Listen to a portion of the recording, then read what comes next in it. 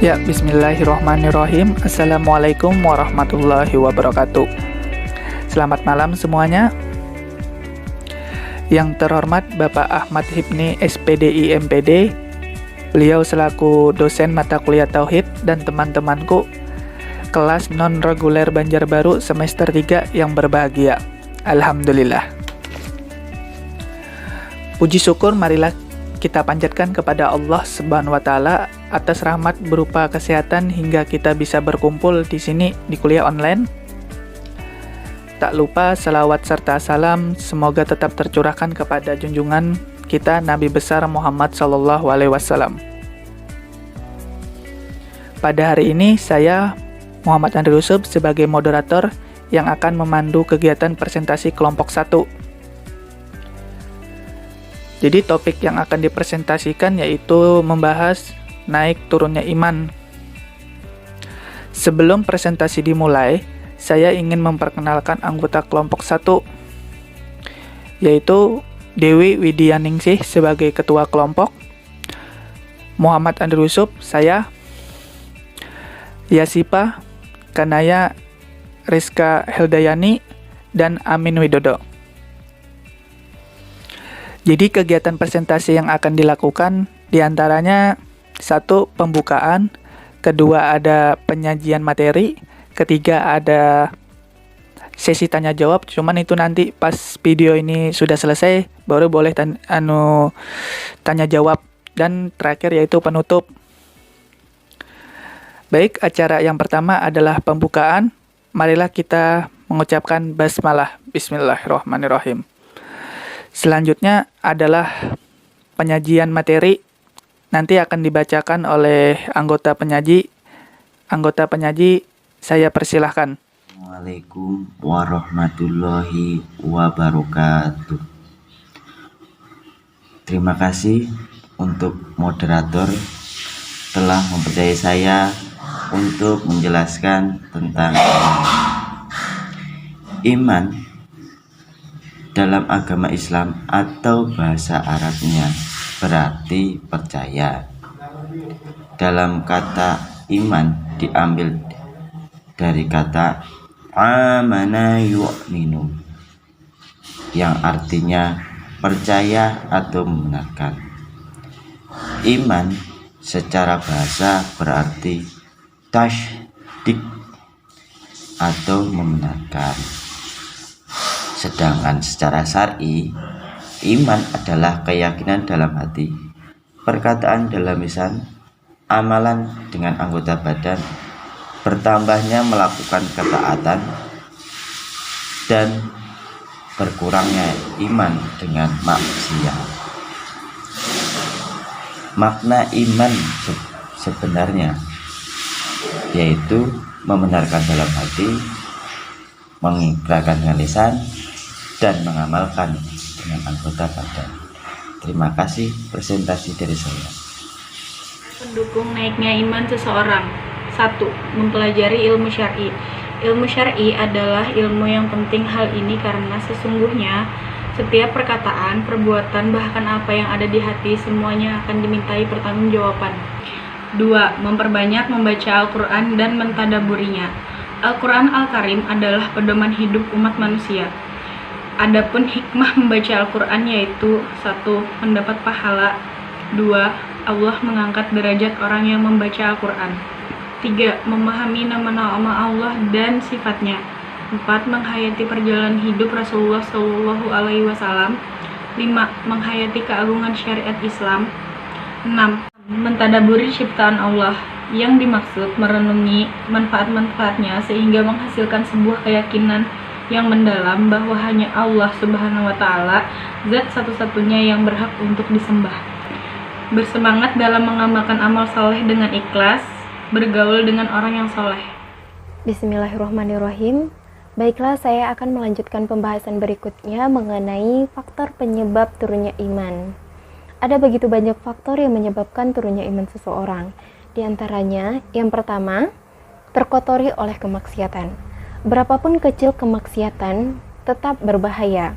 Bukankah Nabi Muhammad SAW pernah bersabda, apabila seorang hamba berbuat dosa, maka diberikan noda hitam dalam hatinya. Maka janganlah melihat kecilnya sebuah maksiat, tapi lihat kepada siapa maksiat itu diarahkan.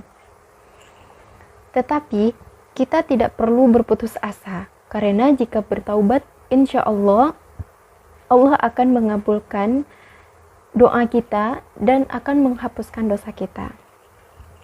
Faktor yang kedua ialah berlebihan dalam hal yang mubah. Memang mubah adalah boleh, tapi jika berlebihan akan merusak amal kita. Minimal menyiakan waktu yang sangat berharga.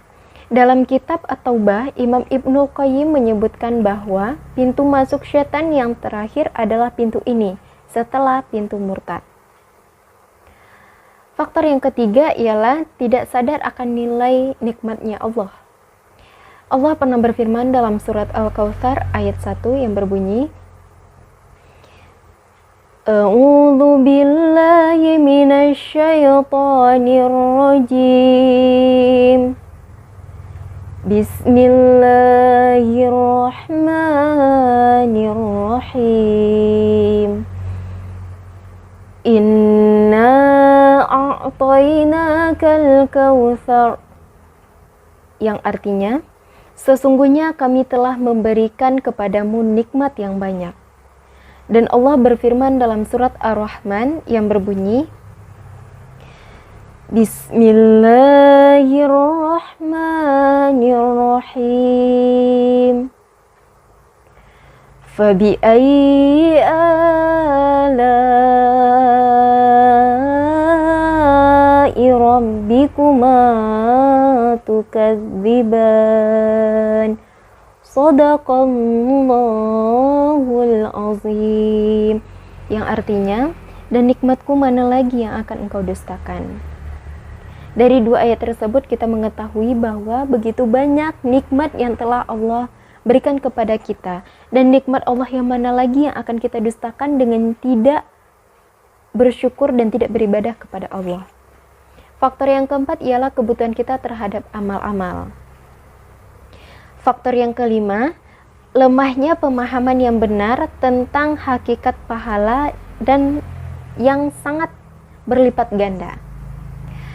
Di antara amal yang paling dicintai oleh Allah ialah yang kontinu walaupun itu sedikit.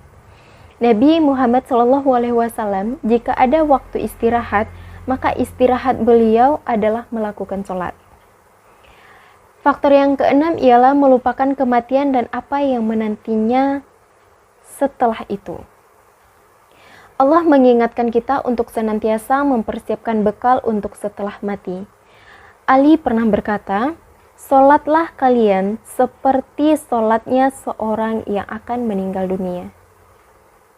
Pesan Abu Bakar kepada Aisyah radhiyallahu anhu ialah, "Dan jika aku sudah meninggal, maka kafanilah aku dengan kain yang paling murah, karena ia hanya menjadi wadah nanah dan darahku nanti." Faktor yang terakhir yaitu mengira amalnya sudah cukup.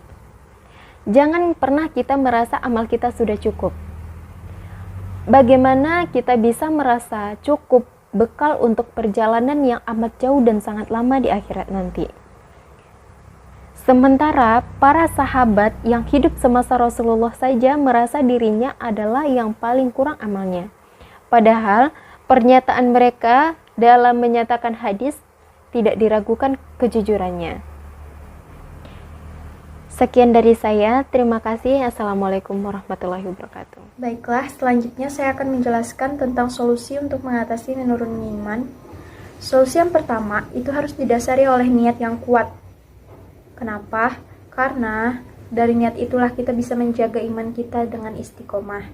Solusi yang kedua adalah memperbanyak zikir dan sering-sering mengikuti pengajian atau majelis taklim. Solusi yang ketiga yaitu mempelajari ilmu agama Islam yang bersumber pada Al-Quran dan hadis. Solusi yang keempat adalah memperbanyak istighfar, mengingat kematian dan memperbanyak silaturahmi. Solusi yang kelima adalah jauhi tempat maksiat. Namun tidak hanya tempat maksiat saja yang kita jauhi. Tanpa kita sadari, kita juga bisa melakukan maksiat walau hanya di dalam rumah. yaitu dengan menggunakan media sosial yang tidak tepat. Solusi yang keenam adalah selalu melakukan muhasabah atau introspeksi diri. Solusi yang ketujuh adalah sebisa mungkin untuk menghindari berduaan dengan lawan jenis yang bukan muhrimnya. Solusi yang kedelapan adalah berdoa yang banyak kepada Allah Subhanahu wa Ta'ala untuk meminta perlindungannya dan untuk meminta agar kita senantiasa dijagakan keimanan kita. Terima kasih. Selanjutnya akan dilanjutkan oleh teman saya. Ya, terima kasih. Di sini saya ingin melanjutkan materi terakhir, yaitu cara memelihara keimanan. Jadi ada beberapa cara supaya iman kita ini tetap terpelihara. Yaitu saya bacakan. Yang pertama, menanam pemahaman yang benar, kuat dalam akidah dan pemahaman Islam. Terus, selanjutnya ada selalu mengaitkan semua kejadian dan pengalaman hidup kepada Allah Subhanahu wa Ta'ala. Tekadkan diri supaya setiap hari kita ini nakawa membaca Al-Quran terus. Hadirilah majelis dan zikir. Ilmu yang kita dapat, amun kawa diamalkan. Terus, bukalah Al-Quran pada tengah malam. Bangun pada malam hari. Tunaikan sholat subuh berjamaah. Kegiatan utama sholat dilakukan. Bacakan ayat dan hadis. Berpuasa atau sahum. Berinfak dan bersedekah. Dan yang terakhir adalah bersahabat. Ya, baik. Jadi tadi kita sudah melalui tahapan-tahapan presentasi ya. Jadi tadi kita sudah pembukaan, penyajian materi, sesi tanya jawab di akhir video. Sekarang sudah waktunya penutup. Ya, demikianlah tadi presentasi kami dari kelompok 1. Marilah kita semua mengucapkan hamdalah, alhamdulillah. Ya, saya Muhammad Andrew Yusuf sebagai moderator atau mewakili kelompok 1 memohon maaf bila ada kesalahan dan kekurangan pada penyampaian materi di video ini. Semoga ilmu yang kita sampaikan bermanfaat buat teman-teman semuanya. Amin. Ya, terima kasih. Wabillahi taufik wal hidayah. Assalamualaikum warahmatullahi wabarakatuh. Peternakan Uniska Jaya.